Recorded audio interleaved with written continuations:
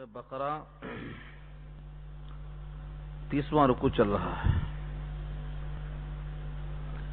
اور دوسرے بارے کا 14واں رکوع چل رہا ہے۔ ان آیتوں میں احکامات ہیں اور اللہ کے احکامات اس لیے ہیں کہ بندہ ان پر عمل کر کے اللہ کو راضی کرنے والا بن جائے۔ ہم میں سے جو بھی ان آیتوں کو سنے سمجھے اس ارادے کے ساتھ سنے اور سمجھے کہ اس پر خود بھی عمل کریں گے اگر حالات آئے اور دوسروں کو ترغیب بھی دیں گے، اور اس کے اندر اگر کوئی حکمت سمجھ میں آئے تو سبحان اللہ، سمجھ میں نہ آئے تو یقین کریں گے یہ کلام حکیم کا ہے، حکمت سے خالی نہیں ہو سکتا۔ اس تصور کے ساتھ ہم سنیں گے اور پڑھیں گے۔ اوپر کی آیت میں تذکرہ تھا مرضعہ عورتوں کا جو دودھ پلانے والی ہیں، چاہے وہ اپنے بچے کو پلائیں یا بحیثیت انا کے کرائے پر دوسرے بچوں کو پلائیں۔ دودھ پلانے کی مدت، اس کے احکامات، اس کی اجرت، ان تمام چیزوں کا تذکرہ اوپر کی آیت میں آ چکا ہے۔ اب اسی سے متصلاً ایک دوسرا مرحلہ ہے، اگر تم میں سے کوئی وفات کر جائے، یعنی باپ کا انتقال ہو جائے، تو اس کی زوجہ کے لیے کیا حکم ہے؟ دنیا میں جتنے بھی لوگ مرتے جیتے ہیں، کسی کے لیے سوگ کا تذکرہ نہیں رکھا اللہ نے، لیکن اگر شوہر مر جائے تو بیوی کے لیے 4 مہینہ 10 دن رکھا ہے۔ والذین یتوفون منکم، اور جو لوگ وفات پا جائیں تم میں سے، یتوفون وفات دیے جائیں، منکم تم میں سے، وَيَذَرُونَ أَزْوَاجًا اور چھوڑ جائیں بیویاں، ایک سے زائد کا تصور ہے اس لیے ازواجن آیا، یا پھر یتوفون یذرون دونوں جمع کا صیغہ ہے اس واسطے ازواجن آیا، بیویاں چھوڑ جائیں۔ یتربصنا تو وہ انتظار کریں، بِأَنفُسِهِنَّ اپنی ذات کو روک کر، 4 اشہر 4 مہینے، و10 اور 10 دن، 4 مہینے 10 دن تک ان کو اپنے آپ کو روکنا ہے، دوسرا نکاح نہیں کر سکتی۔ 4 مہینہ 10 دن یہ اس کی عدت ہے، اس کو عدت وفات کہتے ہیں۔ طلاق کی عدت 3 حیض یا 3 مہینہ ہے، اگر وہ حاملہ ہے تو وضع حمل ہے، لیکن متوفی عنہا جس کا شوہر مر جائے اس کے لیے 4 مہینہ 10 دن ہے۔ اس میں ترک زینت لازم ہے۔ زینت سے مراد وہ چیزیں جو تزین اور خوبصورتی کے واسطے عورتیں استعمال کر سکتی ہیں، ان تمام کو ترک کر دینا چاہیے، چاہے آنکھوں کا کاجل ہو، ہاتھ کی مہندی ہو، کپڑوں میں رنگ ہو، یا کسی اور طریقے سے زینت کا انداز ہو، سب منع کر دیا۔ فَإِذَا بَلَغْنَ أَجَلَهُنَّ پر جب پہنچ جائیں وہ اپنی مدت کو، یعنی یہی 4 مہینہ 10 دن۔ لوگ اگر یہ سمجھتے ہیں کہ جو چاہے کرو، تو پھر یہ احکامات کیوں بیان کیا اللہ نے؟ کس کے لیے بیان کیا؟ ان احکامات کی پابندی اگر نہیں کریں گے تو گویا ہم نے خداوند قدوس کے احکامات کو ہلکا سمجھ لیا، اور کسی کے حکم کو ہلکا سمجھ لینا، تخفیف سمجھ لینا، یہ اس کی اہمیت نہیں ظاہر کرتا، یہ تو کفران نعمت ہوگا۔ اتنی بڑی عظیم کتاب اصولوں کے ساتھ ایسے انداز پر کہ ساری کائنات کو چیلنج کرنے کے حق میں ہے، کوئی اس کا بدل نہیں پیش کر سکتا، ایسی نادر بے نظیر کتاب، اس کے بعد بھی ہم اس سے غافل ہیں۔ تو یہ احکامات میں خدا کی قدرت، جلال سب نظر آتا ہے۔ فَلَا جُنَاحَ عَلَيْكُمْ فِي مَا فَعَلْنَا فِي أَنفُسِهِنَّ بِالْمَعْرُوفِ جب 4 مہینہ 10 دن گزر جائے تو تم پر کوئی حرج نہیں ہے اس معاملے میں جو عورتیں کریں اپنی جانوں کے ساتھ دستور کے موافق، یعنی نکاح کر لیں۔ دستور کے موافق کیوں کہا؟ بالمعروف، حدیث میں آتا ہے عرفیت کا لحاظ کیا جاتا ہے، عرف عام کا لحاظ کیا جاتا ہے، اپنے دستور کے مطابق عرف عام کا لحاظ کرتے ہوئے وہ جب چاہیں جہاں چاہیں اب نکاح کرنے کی وہ مختار ہیں۔ واللہ بما تعملون خبیر، اور جو کچھ تم کرتے ہو اللہ خبر رکھتا ہے۔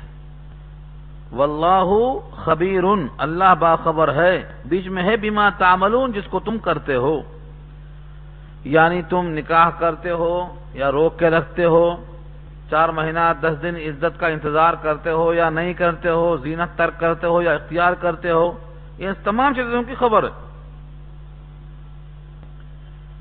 بخاری میں ایک روایت ہے ام سلمہ کی، جب 4 مہینہ 10 دن گزر گیا تو انہوں نے غازہ منگوایا اور چہرے پہ اپنے مل لیا اور کہا مجھے زینت سے کوئی سروکار نہیں، لیکن مجھے اس آیت پر عمل کرنا ہے کہ میں نے 4 مہینہ 10 دن تک زینت اختیار نہیں کی تھی اور اب زینت کا اللہ نے حق دیا ہے، تو میں یہ عملی اظہار کر رہی ہوں۔ غازہ چہرے پہ مل لیا آپ نے۔ ام سلمہ کا تذکرہ ہے بخاری کے اندر۔ تو معلوم کیا ہوا، غرض ہو نہ ہو، دوسرا نکاح کرنا ہو نہ کرنا ہو، حکم یہی ہے۔ ترک زینت کیوں منع ہے؟ تاکہ کسی کو دعوت دینا، پیغام نکاح دینے کی ضرورت نہ ہو اس کے غم کی وجہ سے۔ اور 4 مہینہ 10 دن کے بعد زیبائش اس لیے جائز ہے تاکہ کسی کو نکاح کا پیغام دینا ممکن ہو، یہ اس کی وجہ ہے۔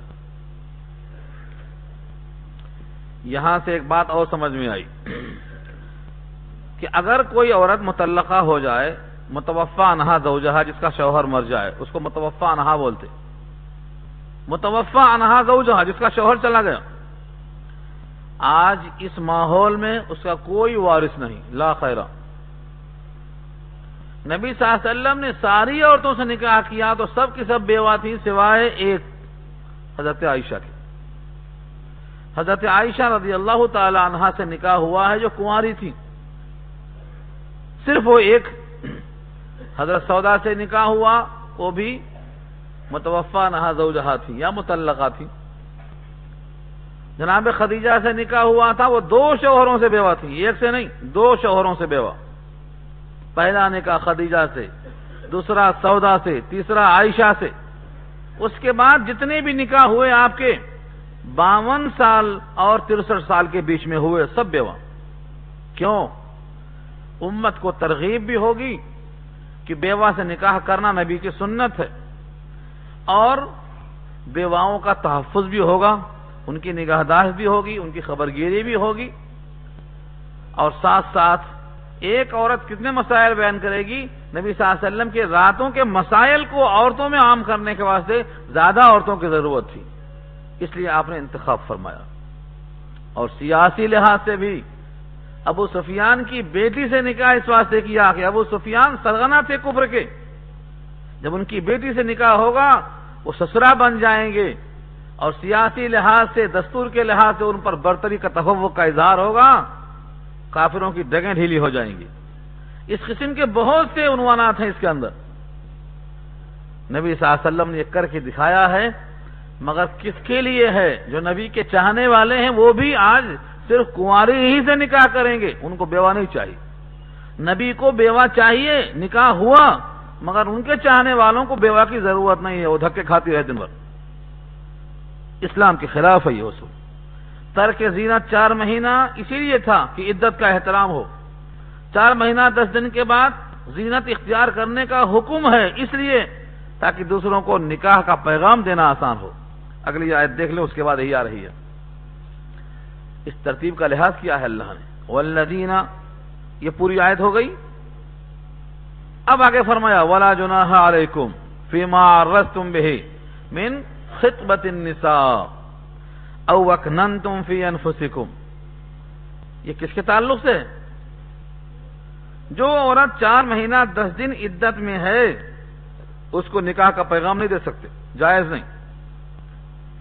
صراحتاً بول دو 4 مہینہ 10 دن کے بعد تم سے نکاح کروں گا، یہ جائز نہیں۔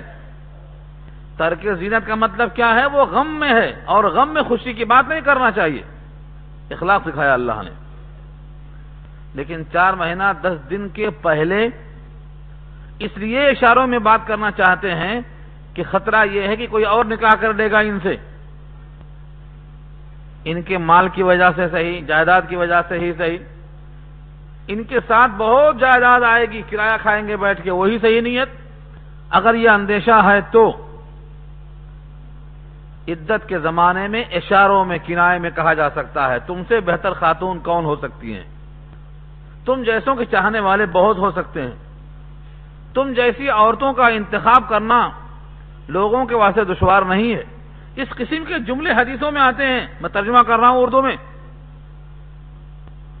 یہ اشارے جائز ہیں، یہ اللہ نے کہا وَلَا جُنَاحَ عَلَيْكُمْ، تم پر کوئی حرج نہیں، فیما، اس معاملے میں، عرضتم به، عرض یعرض، تعریض کے معنی اشارہ کرنا، کنایہ کرنا، صراحتاً نہیں، کنایے میں کہہ دینا، عرضتم به، جو تم نے اس کو پیشکش کی ہے اشاروں میں، من خطبۃ النساء، من بیانیہ ہے یعنی نکاح کا خطبہ، یہ خطبہ نہیں ہے، دیکھو خطبہ ہے خا کے زیر کے ساتھ، عربی میں فرق دیکھ لو، اگر کہا دے خطبہ تو تقریر ہو گیا، اور کہا دے خطبہ تو منگنی کو بولتے خطبہ، یہاں وہی ہے خطبہ، خا کے زیر کے ساتھ آئے تو خطبہ منگنی کے معنی میں، خطبۃ النساء، عورتوں کی مگنی، نگاہ پیغام، او اکننتم فی انفسکم، یا چھپا رکھا ہے تم نے اپنے جی میں کہ 10 مہینہ ہونے دو، 4 مہینہ ہونے دو، پھر نکاح کا پیغام دیں گے، تو دل میں چھپا رکھا ہے، کوئی خاص بات نہیں، قابل اعتراض نہیں، یا اشاروں میں کہہ دیا ہے تو بھی کوئی حرج نہیں، صراحتاً منع ہے کہ اس کے غم کے خلاف ہے۔ آگے فرمایا دل میں اگر رکھا ہے اور زبان سے بولتے ہیں ایسا کچھ پروگرام نہیں ہے تو زبان دل کے خلاف چل رہی ہے، نفاق ہے۔ جس کی زبان اس کے قلب کی ترجمان نہ ہو وہ دل منافق ہے۔ یہاں آگے فرمایا علم اللہ، علم اللہ، اللہ کو خوب معلوم ہے، انکم ستذکرونہن، کہ بے شک تم ضرور ان کا تذکرہ کرو گے، ولیکن، لیکن لا تواعدوہن سرا، مت ان سے وعدہ کر لو خفیہ، الا ان تقولوا، مگر یہ کہ ان سے کہو قولا معروفا، بھلی بات، بھلی بات کا مشاہدہ میں نے بھی کرا دیا، اشاروں میں کنایے میں کہہ دو، کوئی حرج نہیں۔ ولا تعزموا عقدۃ النکاح، اور عزم نہ کرو، تعزموا، عزم نہ کرو، پختہ ارادہ مت کر لو، عقدۃ النکاح، نکاح کی گرہ کا، حتی، یہاں تک کہ یبلغ الکتاب اجلہ، مدت اپنے انتہا کو پہنچ جائے، یبلغ الکتاب، کتاب بمانا مکتوب، متعینہ مدت، اجلہ اپنی مدت کو پہنچ جائے، یعنی 4 مہینہ 10 دن ہو جائے، تب عزم کرو، تب نکاح کا پیغام دو، تب جو چاہتے ہو کرو۔ وَاعْلَمُوا، اور جان لو، ان اللہ یعلم ما فی انفسکم، اللہ جانتا ہے جو کچھ تمہارے جیوں میں ہے، فاحذروہ، لہذا اس سے پرہیز کرو۔ اس آیت میں اگر یقین پیدا ہو جائے، اور یقین نہ ہو تو ایمان کہاں سے؟ ایمان تو نام ہے یقین کا، لہذا یقین ہونا چاہیے۔ ہمارے دل میں جو خیالات آتے ہیں اللہ اس کو جانتے ہیں، لہذا فرمایا فاحذروہ، وَاعْلَمُوا أَنَّ اللَّهَ غَفُورٌ حَلِيمٌ، اور جان لو کہ اللہ تعالی مغفرت والا، حلم والا ہے۔ حلیم کے معنی حلم و تحمل، بردباری، یعنی اگر دل میں نکاح کا جذبہ ہے اور زبان سے ظاہر نہیں کر رہے ہیں تو یہ مت سمجھو کہ اللہ کو خبر نہیں ہے، اللہ اس کو جانتا ہے، پھر بھی وہ مغفرت کرنے کو تیار ہے، اور تمہارے اس عمل پر مواخذہ نہیں کرتا ہے کیونکہ وہ حلیم اور تحمل والا ہے۔ اب یہاں سے ایک نیا مسئلہ ہوا، یہ تو ہوا متوفا نہا زوجہا کا۔ آگے بعض دفعہ ایسا ہوتا کہ نکاح ہو جاتی، اور نکاح کرنے کے بعد ملاقات سے پہلے طلاق ہو جاتی، کسی وجہ سے ہو جاتی، معاشرے میں آج بھی ہو رہی، نکاح ہوا اور نکاح کے بعد طلاق ہو گئی، دونوں کی ملاقات سے پہلے، خلوت صحیحہ سے پہلے۔ ان تمام شکلوں میں 2 صورتیں پیدا ہوتی ہیں۔ لا جناح علیکم ان طلقتم النساء ما لم تمسوهن او تفرضوا لهن فریضہ، 2 شکل ہے یہ۔ نہیں ہے تم پر کوئی گناہ اگر تم نے طلاق دے دیا عورتوں کو، ماں جب تک لم تمسوہن، تم نے چھوا بھی نہیں ان کو، او تفرضوا لہن فریضہ، یا مقرر نہیں کیا تم نے ان کے واسطے کوئی مہر۔ دو قسم کا نکاح ہوتا ہے، بوقت نکاح اگر مہر مقرر کر دیا گیا مثلا 5,000، تو اس مقررہ مہر کا آدھا واجب ہوگا، کب؟ اگر طلاق ہو گئی ملاقات سے پہلے آدھا ملے گا، لیکن بوقت نکاح مہر مقرر نہیں کیا گیا تھا، بس یوں ہی پڑھا دیا، ہو جاتا نکاح، کہیں شبہ کریں گے نہیں ہوتا، ایسی شکل میں مہر مثل واجب ہوتا، قاضی نے مہر کا ذکر بھی نہیں کیا تو نکاح ہو جاتا، لیکن مہر مثل واجب ہوتا۔ مہر مثل کیا ہے؟ اس جیسی عورتوں کا مہر جتنا ہے خاندان میں، اس کی پھپھیری بہن، ممیری بہن، خلیری بہن، چچیری بہن، جو بھی بہنیں ہیں اس جیسی ہیں، ان کا مہر جو بھی ہے اس کا ایک اندازہ قائم کر کے مہر مقرر کیا جائے گا، اس کا نام مہر مثل ہے۔ یہ کب ہوگا؟ جب مہر مقرر نہیں کیا گیا اور طلاق ہو گئی ملاقات سے پہلے، تو یہ مہر مثل واجب ہوگا۔ مقرر تھا تو اس کا آدھا واجب ہوگا۔ اور ایک شکل اور بھی ہے یہاں، مہر مثل واجب کب ہوگا؟ جب ملاقات ہوئی، اور ملاقات نہیں ہوئی تو کیا واجب ہوگا؟ اس کو کہتے ہیں متعہ، ایک جوڑا کپڑا۔ ملاقات سے پہلے طلاق ہو گئی تو ایک جوڑا کپڑا لازم ہوگا، اس کا ذکر ایک آیت کے بعد آ رہا ہے نیچے۔ تو دونوں مسئلہ یہاں واضح ہو گیا، لا جناح علیکم، تم پر کوئی گناہ نہیں، ان طلقتم النساء، اگر تم نے طلاق دیا عورتوں کو، ما لم تمسوہن، جب تک کہ تم نے ان کو ہاتھ نہیں لگایا۔ ہاتھ نہ لگانے سے مراد کیا ہے؟ خلوت صحیحہ، دو کا تنہائی میں جمع ہونا خلوت کے حکم میں ہے، ہاتھ لگائیں یا نہ لگائیں۔ دو آدمیوں کا، ایک مرد ایک عورت کا، ایک مقام پہ خلوت میں جہاں کسی غیر کا دخل نہیں ہے، صرف تنہائی کی ملاقات ہی خلوت کے حکم میں ہے، پورا مہر واجب ہوگا، ہاتھ لگا ہوا ہو یا نہ لگا ہوا ہو، شرعاً یہی حکم ہے۔ سورہ احزاب کی ایک آیت ہے، آیت نمبر 49، وہاں اللہ نے فرمایا فما لکم علیہن من عدۃ تعتدونها، فما لکم علیہن من عدۃ تعتدونها فمتعوہن وسرحوہن سراحا جمیلا۔ ہاتھ نہیں لگا تو عدت واجب نہیں ہوتی۔ وہاں مراد کیا لیا ہے؟ تنہائی بھی نہ نصیب ہوئی ہو تب، اگر نکاح کے بعد تنہائی ہوئی تو خلوت کا حکم لگ گیا۔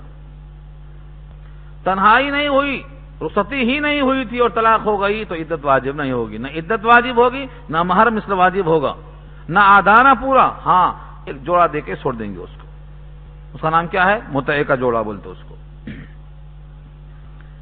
وَمَتِّعُوهُنَّ عَلَى الْمُوسِعِ قَدَرُهُ، یہی جملہ ہے، وَمَتِّعُوهُنَّ عَلَى الْمُوسِعِ قَدَرُهُ وَعَلَى الْمُقْتِرِ قَدَرُهُ۔ جھگڑے کا حل پیش کر دیا اللہ نے، ان کو ایک جوڑا دے دو، متعوہن، ایک جوڑا دے دو۔ اب سوال یہ ہے جوڑا کون سا ہو؟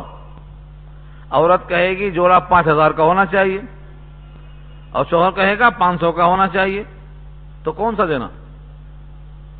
اللہ نے واضح کیا علی الموسع قدرہ وعلی المقتر قدرہ۔ موسع اور مقتر دو لفظ ہے۔ موسع کے معنی وسعت والا، حیثیت دار، پیسے والا، اور مقتر کے معنی تنگ دست، مفلوق الحال۔ کس کا لحاظ کیا جائے گا؟ شوہر کا لحاظ کیا جائے گا۔ وعلی الموسع قدرہ، علی الموسع قدرہ، وسعت والے پر اس کی مقدار، وعلی المقتر قدرہ، اور تنگ دست پر اس کی مقدار۔ دونوں میں قدرہ ہے، صیغہ مذکر ہے، قدرہا نہیں ہے، یعنی شوہر ہی کی حیثیت دیکھی جائے گی۔ یہی امام اعظم کا مسلک ہے۔ دوسرے حضرات کہتے ہیں شوہر کا نہیں بیوی کا لحاظ کیا جائے گا، تو دینا کس کو ہے؟ شوہر کو دینا ہے، اور شوہر ہے قلاش، مقتر ہے، تو موسع کا خرچہ کیسے برداشت کرے گا؟ قرآن کا وصول ہے لا نکلف نفسا الا وسعها، لا یکلف اللہ نفسا الا وسعها، دو آیتیں موجود ہیں۔ وسعت سے بڑھ کر ہم مکلف بنا ہی نہیں سکتے، اور یہ آیت ساتھ دیتی ہے ہمارا۔ امام اعظم کی رائے یہ ہے شوہر کا لحاظ کیا جائے گا، شوہر قلاش ہے تو ہلکا پھلکا جوڑا، صاحب حیثیت ہے تو بہترین جوڑا۔ متاعن بالمعروف، متاعن کے معنی فائدہ اٹھانے کے لیے دستور کے مطابق۔ حقاً علی المحسنین، جو جملہ ہے حقاً علی المحسنین، یہ حق ہے یہ احسان کرنے والوں پر، محسنین پر حق ہے۔ یہ نہیں کہا حقاً علی المؤمنین، حقاً علی المسلمین، کیوں نہیں کہا؟ حق دو قسم کا ہوتا ہے، ایک ہوتا ہے قضاءً، ایک ہوتا ہے اخلاقاً۔ یہ قضاءً واجب نہیں ہے، اخلاقاً واجب ہے، اسی لیے ہر مسلم پر، ہر مومن پر واجب نہیں ہے، بلکہ احسان کرنے کا جذبہ ہو تو واجب ہے۔ محسنین پر واجب رکھا اللہ نے اس کو۔ اسی واسطے ائمہ میں اختلاف ہے کہ یہ جوڑا دینا واجب ہے کہ مستحب ہے۔ اللہ نے اگر اس کو واجب کہا ہے تو لفظ حقاً سے اخذ کیا، واجب ہے علی المحسنین، خوش معاملہ ہونے والوں پر، جو اچھا سلوک کرنے والے ہیں ان پر واجب ہے، علی المحسنین۔ لیکن سوال یہ ہے جب علیحدگی ہو رہی ہے، جدائیگی ہو رہی ہے، فراق ہو رہا ہے، تو کون بنے گا احسان کرنے والا؟ جھگڑا ہو جائے تو کوئی عجیب بات نہیں، ہاں احسان ہو جائے تو عجیب بات ہے۔ کہاں ہوتا؟ محلے میں، پورے معاشرے میں جھگڑا ہو جائے گا مگر احسان نہیں ہوگا۔ لیکن اللہ نے فرمایا ہے جب کسی سے فراق ہو، جدائیگی ہو، چاہے کاروبار ہو یا نکاح کا عقد ہو، فراق کے موقع پر وَهْجُرْهُمْ هَجْرًا جَمِيلًا، خوشدلی کے ساتھ جدا کرو، جھگڑے کے ساتھ نہیں۔ تم میں سب سے بہتر انسان وہ ہے جو ادائیگی میں بہتر ہو، احسنکم قضاءً، ادائیگی میں سب سے بہتر ہو، چاہے وہ بقایا پیسہ ہو، معاملہ کا ختم کرنا ہو یا نکاح میں مہر کا دینا ہو، جو بہتر ادا کرے گا تم میں سب سے بہتر ہو۔ تو لفظ محسن کے معنی احسان تک پہنچنے والا۔ اس سے پہلے آپ کے سامنے بحث آئی تھی، احسان کس کو بولتے؟ اللہ کی بندگی ایسا کرو گویا تم اللہ کو دیکھ رہے ہو، ایسا نہیں تو کم سے کم یہ سوچو کہ تم کو اللہ دیکھ رہا ہے۔ اس مقام پر رہنے والے کو محسن کہتے ہیں، اس کی جمع محسنین ہے۔ ایسے لوگوں پر واجب ہے ادا کرنا، کیونکہ اللہ ان کو دیکھ رہا ہے، اور ہر بندے کو ایسا ہی ہونا چاہیے۔ وَإِن طَلَّقْتُمُوهُنَّ مِن قَبْلِ أَن تَمَسُّوهُنَّ وَقَدْ فَرَضْتُمْ لَهُنَّ فَرِيضَةً فَالنِّصْفُ مَا فَرَضْتُمْ إِلَّا أَن يَعْفُونَ أَوْ يَعْفُوَ الَّذِي بِيَدِهِ عُقْدَةُ النِّكَاحِ وَأَن تَعْفُوا أَقْرَبُ لِلتَّقْوَى وَلَا تَنسَوُا الْفَضْلَ بَيْنَكُمْ إِنَّ اللَّهَ بِمَا تَعْمَلُونَ بَصِيرٌ۔ ایک ایک جملے کو وضاحت کیا اللہ نے، کیوں؟ تاکہ بندوں کو عمل کرنا آسان ہو، مشکل نہ ہو۔ امید ہے کہ بندے اس پر عمل کریں گے۔ وہی مسئلہ جو میں نے عرض کیا ابھی، اگر تم نے ان کو طلاق دے دیا ان کو چھونے سے پہلے، من قبل ان تمسوہن، ان کو چھونے سے، ٹچ کرنے سے پہلے، وقد فرضتم لہن فریضہ، اور تحقیق تم نے ان کے واسطے مقرر کر لیا تھا ایک مقررہ مہر، فنصف ما فرضتم، تو آدھا ہے، نصف کے معنی فنصف ما فرضتم، جو تم نے متعین کیا ہے مہر اس کا آدھا آدھا ہے، یعنی آدھا دینا پڑے گا، آدھا ساقط ہو جائے گا۔ الا مگر ان یعفونا، عورتیں معاف کر دیں اپنا حصہ، او یعفو الذی بیدہ عقدۃ النکاح، یا وہ معاف کر دے جس کے ہاتھ میں اسٹیئرنگ ہے نکاح کی۔ کون ہے وہ؟ شوہر۔ کتنا جملہ طویل کیا اللہ نے، بیدہ عقدۃ النکاح، اتنا لمبا چوڑا، جس کے ہاتھ میں ہے نکاح کی اسٹیئرنگ۔ عقدہ مانے گرہ، نکاح مانے نکاح، نکاح کی گرہ بیدہ ہی، جس کے ہاتھ میں ہے، چاہے تو نکاح کو کھول دے چاہے تو نکاح کو باقی رکھے۔ تو یہ کون ہے؟ شوہر ہے۔ یہاں پر اللہ نے شوہر کے منصب کو ذکر کیا تاکہ دل بڑا ہو کر کے اپنا حصہ بڑھا کر دے دے۔ جائز دونوں ہے، عورت چاہے تو اپنا بقیہ آدھا معاف کر دے، اور شوہر چاہے تو اپنا حصہ جو آدھا دینا تھا پورا دے دے۔ حتھا جائز، کم کرنا جائز ہے، لیکن اللہ نے عورت کی صفت بیان نہیں کی، یہاں مرد کی صفت بیان کی تاکہ مرد کو بڑائی کا درجہ حاصل ہو اور بڑائی کا اظہار کرے، یعنی بجائے آدھا کرنے کی پورا دے دے۔ اس لیے آگے دو بات کہی گئی، وَأَن تَعْفُوا أَقْرَبُ لِلتَّقْوَى وَأَن تَعْفُوا أَقْرَبُ لِلتَّقْوَى، تقوی مانگتے ہو نا، تقوی چاہتے ہو نا، تقوی سے اقرب ہے یہ تمہارا معاف کر دینا، قریب نہیں، اقرب۔ اگر تم معاف کر کے آدھا پورا مہر دے دیتے ہو تو تمہارا یہ عمل کیا ہے؟ تقوی سے قریب نہیں، اقرب ہے، تقوی کے قریب تر ہے۔ اور اس کے بعد تقوی بھی مطلوب ہے، تقوی سے قربت بھی چاہیے، تو یہ عمل کی وضاحت کر دیا۔ اور ایک بات یاد دلایا، باہم دونوں کس قدر قریب ہو گئے تھے کہ دنیا کے ساتھی آخرت کے ساتھی بننے کو تیار تھے، کیونکہ اگر مومن نکاح میں باقی رہ گئے موت تک تو جنت میں بھی جوڑا بنا رہے گا۔ اتنا طویل رفاقت کا فیصلہ کر چکے تھے، یہ باہم ایک دوسرے پر فضل کرنا مت بھولو، وَلَا تَنْسَوْا الْفَضْلَ بَيْنَكُمْ، فضل کرنا یعنی ایک دوسرے کے ساتھ حسن سلوک کرنا، احسان کرنا، لا تنسوا الفضل، مت بھولو۔ یہ دو صفتیں بیان کی ہے۔ ان اللہ بما تعملون بصیر، بے شک اللہ جو کچھ تم کرتے ہو دیکھتا ہے۔ تو طلاق کے مسائل ہو گئے، رضاعت کے مسائل ہو گئے، جس کا شوہر مر گیا اس کے مسائل ہو گئے، پوری قوم مسائل میں الجھ گئی اور سارے مسائل میں الجھے ہوئے ہیں اور اذان ہو گئی عصر کی، تو کیا کریں گے؟ اب فرمایا کہ یہ تمام کے تمام حاصل کرنے کے واسطے جھنجھٹوں میں پڑ کے خدا کو فراموش کر بیٹھتے ہیں لوگ، خاص طور سے ایسے موقع پر۔ اگلی آیت میں اسی کا اشارہ کر دیا، حافظوا علی الصلوات والصلاۃ الوسطی وقوموا للہ قانتین۔ تقوی چاہیے، تقوی کے قریب یہ بھی عمل ہے، اور تقوی کے قریب نماز کا بھی عمل ہے۔ تقوی چاہتے ہو تو نماز کی پابندی کر لو، ورنہ ہوتا کیا ہے، نکاح کے موقع پر، طلاق کے موقع پر، ان الجھنوں کے حل کرنے کے موقع پر پوری پارٹی بیٹھی رہ جاتی ہے، نماز ختم، جماعت ختم۔ شادی میں بھی ایسے ہی ہوتا، نکاح سے پہلے کی نماز غائب، نکاح کے بعد کی نماز غائب، ولیمے کے بعد کی نماز غائب، ولیمہ کھانے والوں کی فجر غائب، سب غائب کر دیتے۔ تو یہ اس واسطے یاد دلایا جا رہا ہے کہ تقوی کی بات چل رہی ہے، مہر کا معاف کرنا تقوی سے قریب تر ہے، یہی ایک عمل نہیں ہے، اصل عمل یہ ہے کہ نمازوں کی محافظت کرو، حافظو، محافظت کرو، پابندی کرو۔ کس کو بولتی محافظت؟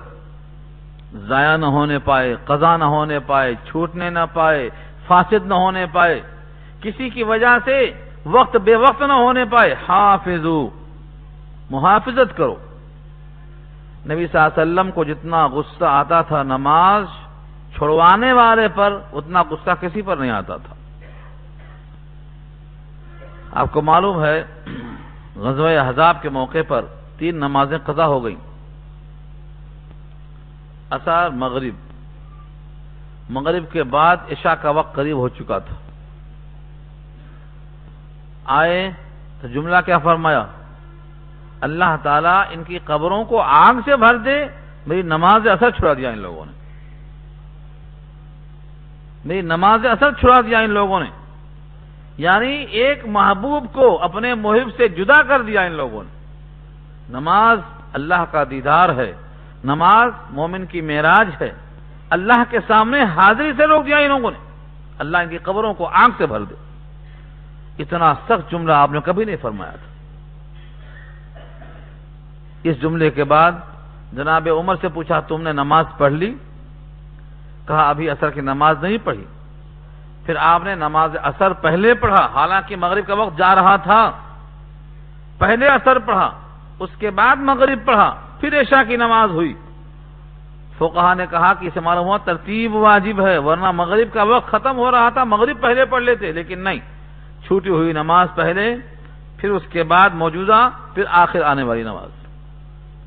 اور یہاں سے بھی معلوم ہوا کسی کا نام محافظت ہے کہ نماز چھوٹ جائے تو آدمی ترملا جائے، فکر مند ہو جائے۔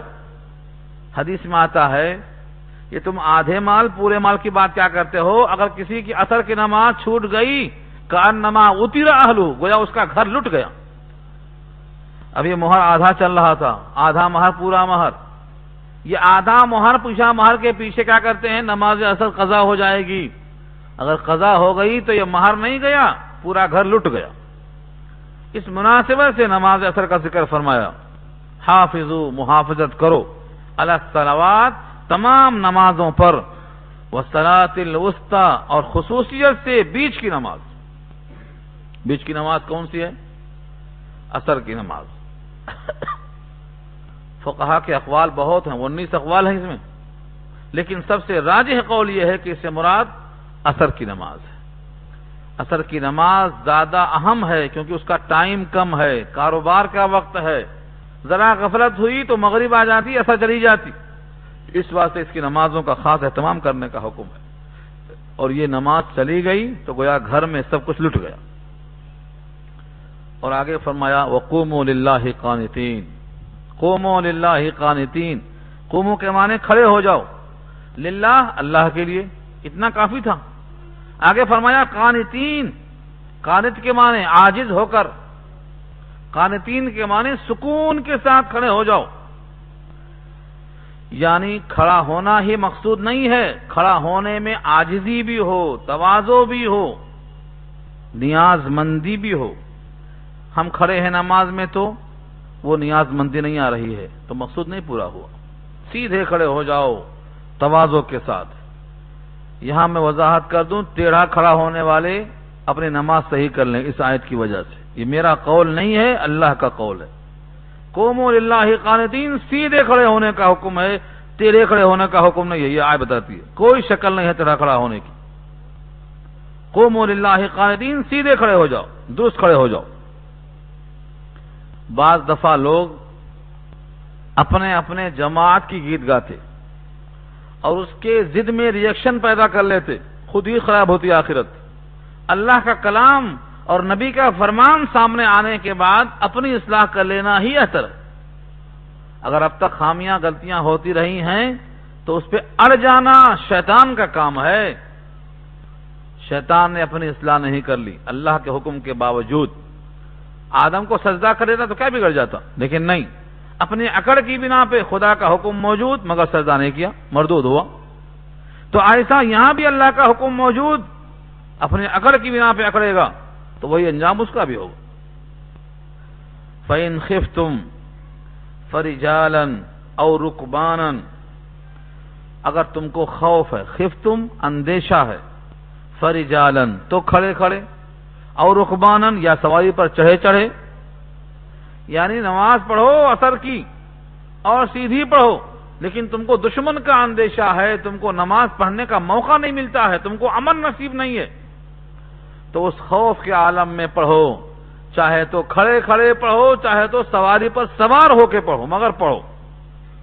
یہ حکم ہے۔ دیکھو آج ہمارے پاس بستر پہ نہیں پڑھنا آ رہا ہے، بستر پہ سوئے سوئے جماعت ختم ہو جاتی۔ سنا ہے اس مسجد میں 2 صف بھی نہیں ہوتی فجر میں، کہاں سے آئیں گے لوگ؟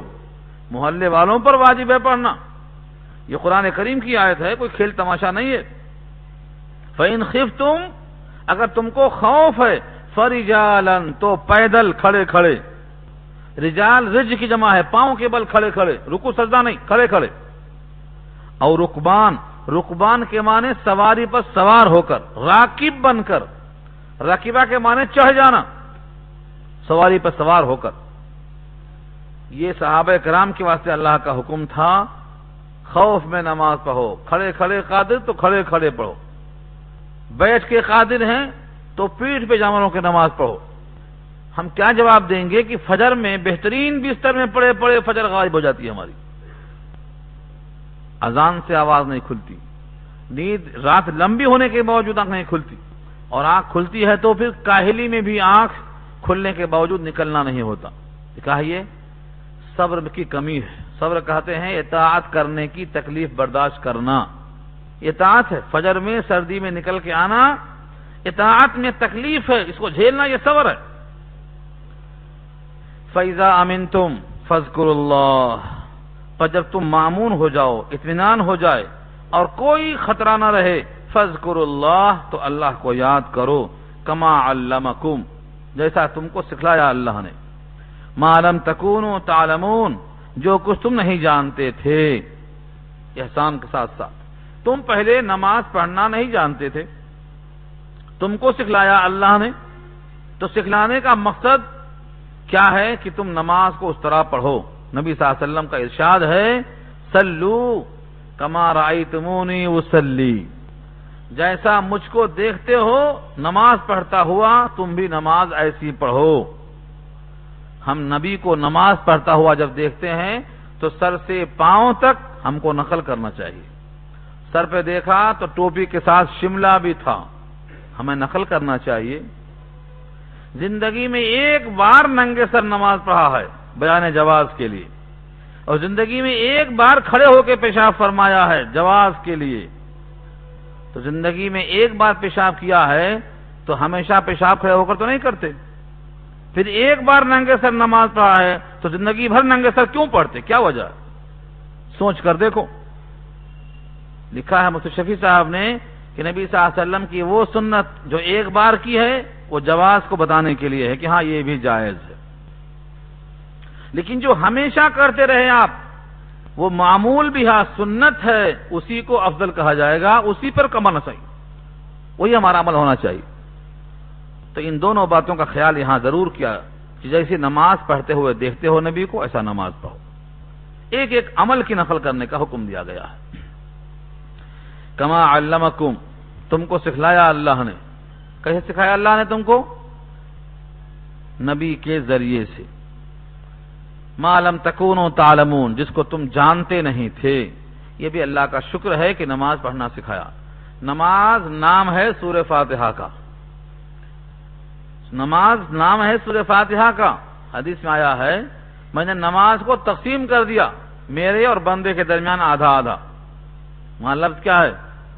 قسمت الصلاۃ بینی و بین عبدی نصفین ولعبدی ما سأل، میں نے نماز کو تقسیم کر دیا ہے آدھا آدھا۔ یہ نماز کا لفظ ہے، کس پر اطلاق ہے اس کا؟ سورہ فاتحہ پر۔ میرے بندے کے بیچ آدھا آدھا، نصفین۔ فَإِذَا قَالَ الْعَبْدُ، جب بندہ کہتا ہے الحمدللہ رب العالمین، تو اللہ فرماتے ہیں حمدنی عبدی، میرے بندے نے میری تعریف بیان کی۔ فَإِذَا قَالَ الْعَبْدُ اثنى علی عبدی، فَإِذَا قَالَ الْعَبْدُ الرحمن الرحیم قال اللہ عز وجل اثنى علی عبدی، میرے بندے نے میری ثنا بیان کر دی۔ اور جب بندہ کہتا ہے مالک یوم الدین، اللہ فرماتے ہیں مجدنی عبدی، میرے بندے نے میری بزرگی بیان کر دی۔ اور جب بندہ کہتا ہے ایاک نعبد و ایاک نستعین، تو اللہ فرماتے ہیں ھذا بینی و بین عبد نصفین، یہ ہے بارڈر، اس سے پہلے میرے واسطے تھا، اس کے بعد بندے کے واسطے ہے، ولعبدی ما سأل، جو بندہ مانگا لکھ دیا۔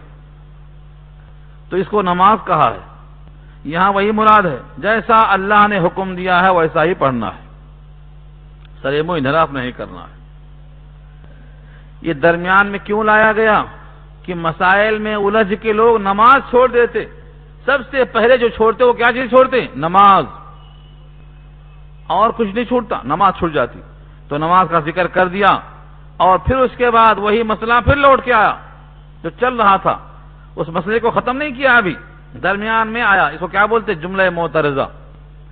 جیسے ہم بیان کرتے ہیں، بیان کرتے کرتے سامنے کوئی بچہ نظر آیا، ہم نے کہا ذرا بیٹھ جاؤ، یہ کیا ہے؟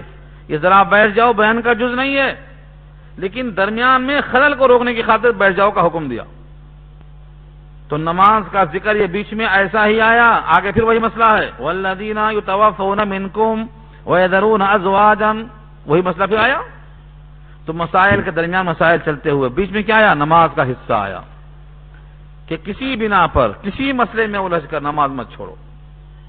اور جو لوگ تم میں سے وفات پا جاتے ہیں، یتوفون منکم، وفات پا جاتے ہیں، ویذرون ازواجا، اور چھوڑ جائیں بیویوں کو، وصیتاً، وصیت ہے، لازواجہم، ان کے شوہروں کے لیے۔ کیا وصیت ہے؟ متاعاً الی الحول، وصیتاً لازواجہم، وصیت ہے ان تمام کے واسطے 1 سال تک غیر اخراج، گھر سے نکالنے بغیر۔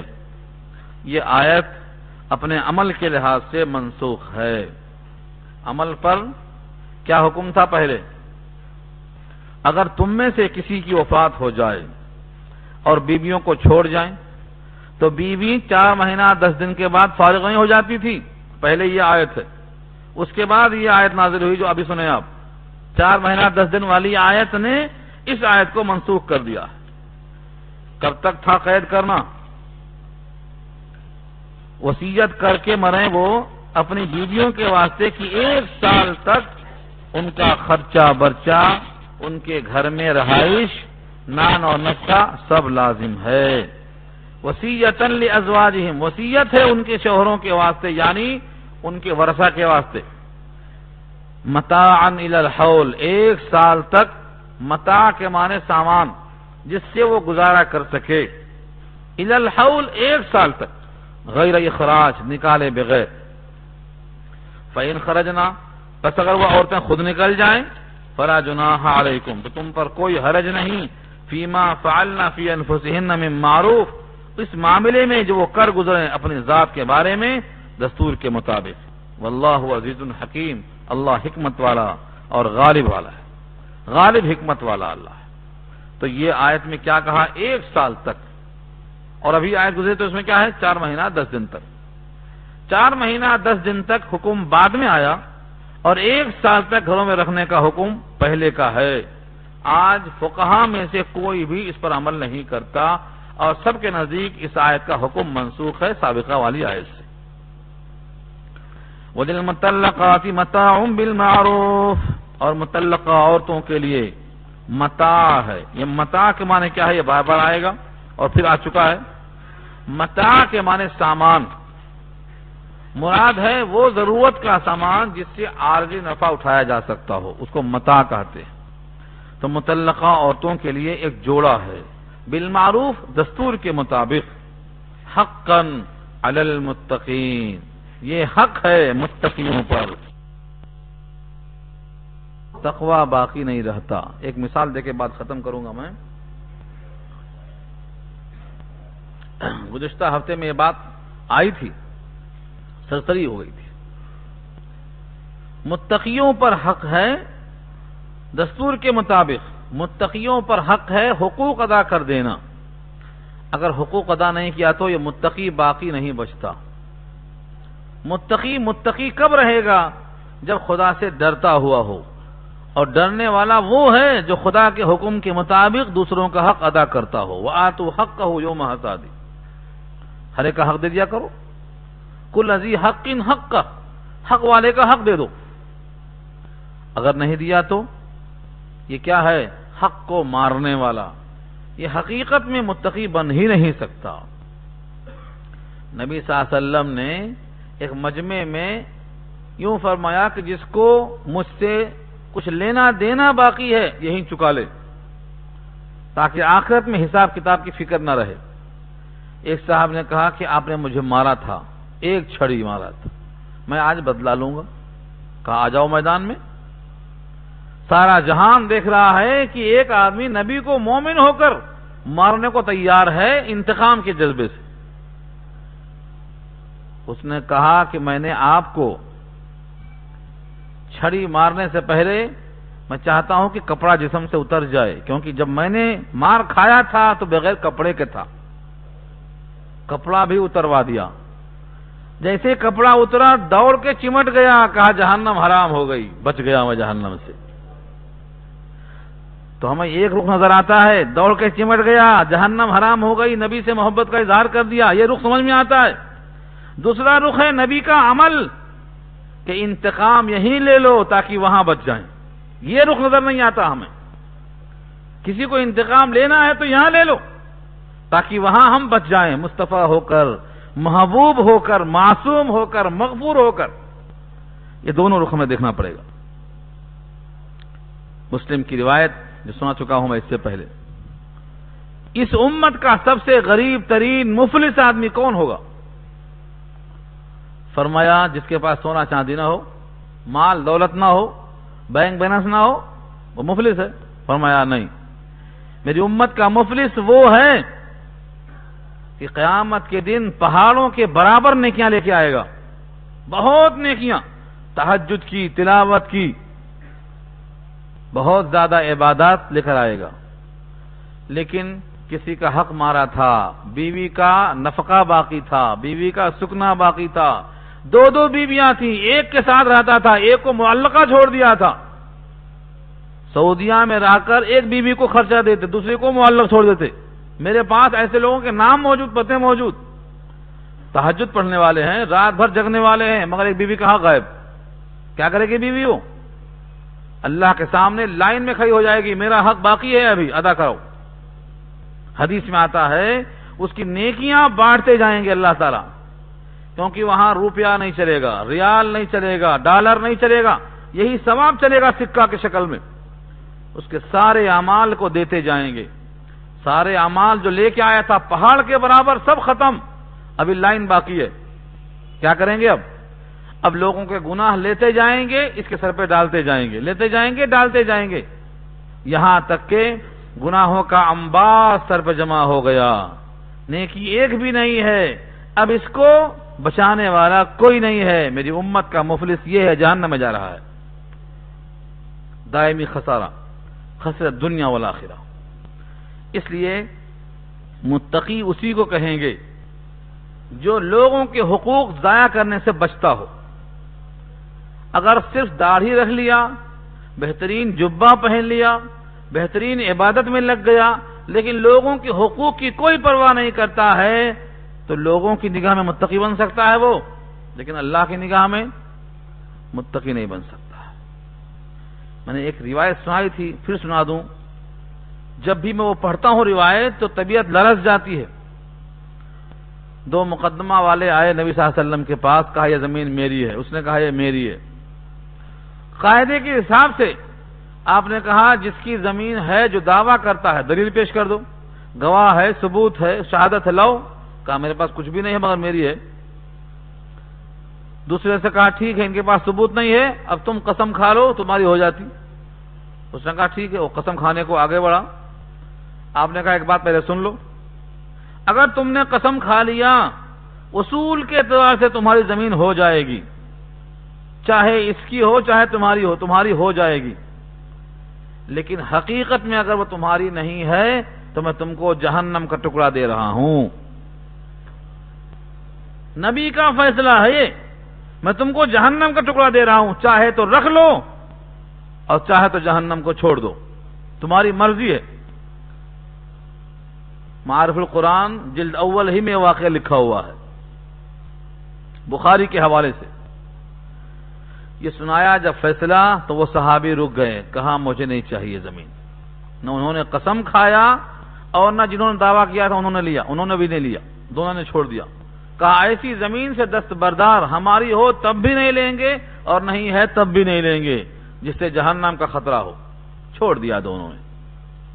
پھر بعض واقعات ملتے ہیں کہ آپ نے ان دونوں کے درمیان زمین کو تقسیم کر کے آدھا آدھا تحفہ دے دیا۔ یہ ہے فیصلہ۔ تو متقی کس کو کہیں گے؟ جو دوسروں کا حق مارنے سے بچے۔ عبادات بدنی بھی اس میں معاون ہیں، لیکن لوگ بدنی عبادت خوب کرتے ہیں، مالی عبادت میں گڑبڑ کر دیتے ہیں۔ چمڑی جائے دمڑی نہ جائے، اصول ہے ایک۔ تو جب تک ہم معاملات میں درست نہیں ہوں گے تقویٰ نہیں آ سکتا۔ اس لیے اللہ فرماتے ہیں حقاً علی المتقین، متقیوں پر حق ہے، ورنہ آرام سے کہا جا سکتا حقاً علی المسلمین، جو مسلمان ہے سب پر حق ہے، جو مومن ہے سب پر حق ہے۔ فرمایا نہیں، حقاً علی المتقین، جو تقویٰ رکھتا ہے اس پر یہ حق ہے، لازم ہے کہ حق ادا کر دے وہ۔ اگر کوئی شخص تقوی کا دعویٰ کرتا ہے لیکن مال میں گڑبڑ رکھتا ہے، حساب کتاب برابر نہیں کرتا، تو کیا حکم ہے؟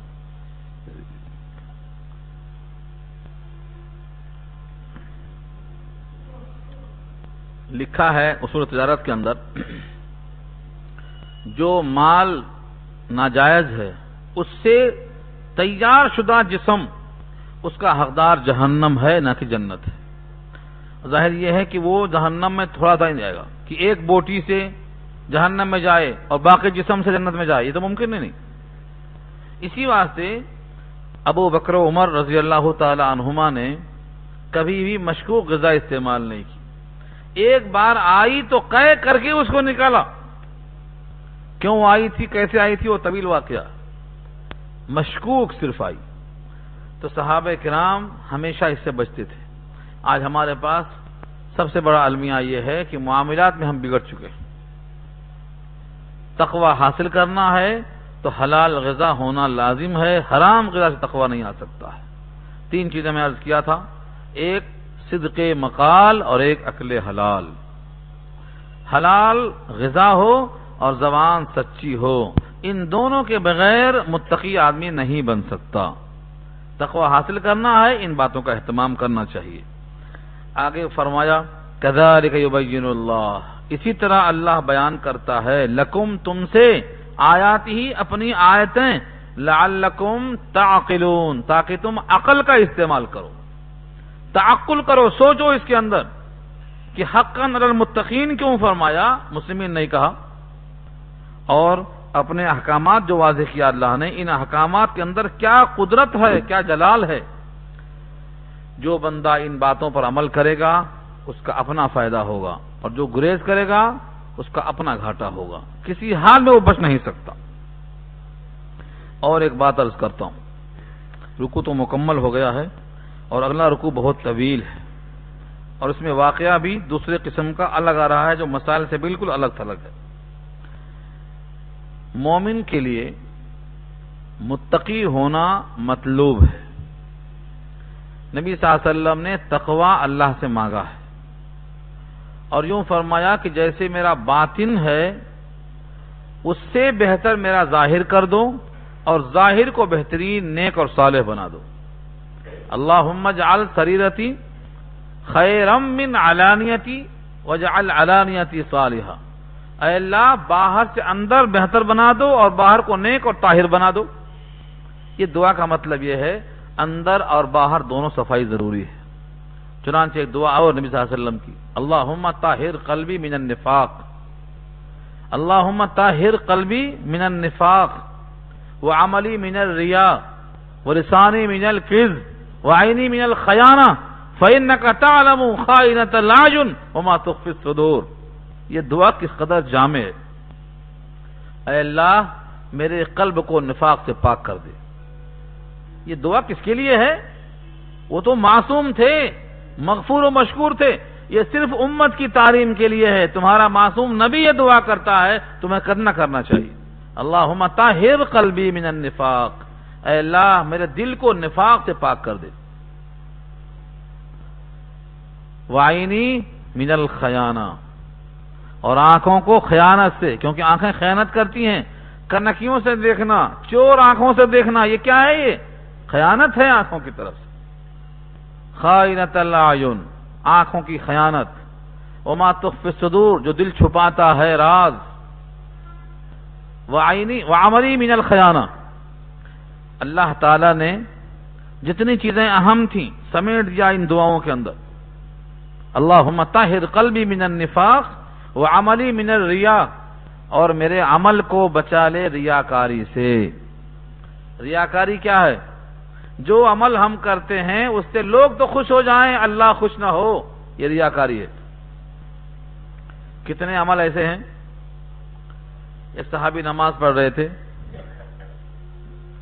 نماز کی حالت میں ایک صاحب کھٹکا مار کے پہنچ گئے. دل میں ایک احساس پیدا ہوا کہ اس نے مجھے بحالت نماز دیکھا، بڑا متاثر ہوا ہوگا میرے سے کہ تو نماز پڑھ رہا ہے، جب بھی میں آیا نماز پڑھ رہا ہے. اس احساس کے بارے میں فکر مند ہوئے اور جا کر پہنچ گئے نبی صلی اللہ علیہ وسلم کے پاس. کہا یہ نفاق تو نہیں ہے کہیں عمل کا، ریا تو نہیں ہے؟ جب بھی میں نماز پڑھا مصلی پر کوئی آیا تو اس کے آنے سے مجھے خوشی ہوئی کہ اس نے مجھے بحالت نماز دیکھا، اس کے دل میں میری وقار بڑھ گئی ہوگی. اس کے بارے میں کیا خیال ہے؟ صحابہ نے پوچھا نبی صلی اللہ علیہ وسلم سے. صحابہ کے سوالات اور نبی کے جوابات، مستقل کتاب ہے، اس میں لکھا ہوا ہے یہ مسئلہ بخاری کے حوالے سے. فرمایا کہ یہ مومن کے واسطے زائد ہے، جو اللہ اس پر دیں گے انعام وہ تو الگ ہے، یہ مومن کے واسطے دنیا میں زائد ہے، نقد ہے. اگر پہلے سے پروگرام بنایا ہو ایسا تب تو ریاکاری میں آتا ہے، اور پہلے سے ایسا کوئی خیال نہیں تھا لیکن لوگوں کی نگاہ میں آ گیا تو یہ زوائد میں سے ہے، اس پر کوئی ریاکاری کا الزام نہیں ہے۔ تو بولنے کا مطلب یہ ہے کہ صحابہ اتنا فکر مند ہوتے تھے، اور آج ہمارے پاس تصنع، بناوٹ، دکھاوا، ریاکاری ہر جگہ بھری پڑی ہے، اور ریاکاری کا عمل ایسا ہے جس سے نبی نے اللہ کی پناہ مانگی ہے۔ وَعَمَلِي مِنَ الرِّيَاءِ وَلِسَانِي مِنَ الْكِذْبِ، اور زبان کو جھوٹ سے بچا لے، وَعَيْنِي مِنَ الْخِيَانَةِ، اور آنکھوں کو خیانت سے بچا لے، فَإِنَّكَ تَعْلَمُ خَائِنَةَ الْأَعْيُنِ، کیونکہ تو جانتا ہے آنکھیں جو خیانت کرتی ہیں اور دل جو چھپاتا ہے سب جانتا ہے۔ تو تقوی حاصل کرنا، تعقل کرنا، اللہ کی آیتوں میں غور و فکر کرنا اور خداوندی احکامات کی پوری تعمیل کرنا، یہ تقوی کا تقاضا ہے، اس کے بغیر تقوی حاصل نہیں ہوتا ہے۔ اللہ تعالیٰ ان باتوں پر عمل کرنا نصیب فرمائے۔ انشاءاللہ آئندہ ہفتے میں اگلا رکوع شروع کیا جائے گا، آپ حضرات دعا فرما لیں۔